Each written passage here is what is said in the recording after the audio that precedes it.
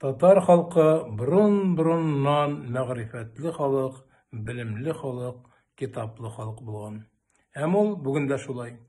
Әгәр дә без киләчәктә дә шундый мәгърифәтле, белемле, китаплы халык булып калырга телибез икән, һич шиксез бүгенге мөмкинлекләрдән, бүгенге ресурслардан активрак файдаланырга тиешбез. Бүгенге ресурслар нәрсә ул? Бу билгеле, иң беренче чиратта интернет ресурслары. Әгәр дә интернет татарча сөйләшсә, без аннан үзебез теләгән мәгълүматларны татар телендә алсак, әгәр дә интернет мөмкинлекләре мөмкин мәгърифәтебезгә, туган телебезгә, әдәбиятыбызга, мәдәниятыбызга ярдәм итә икән, димәк, безнең халыкның киләчәге өметле дигән сүз.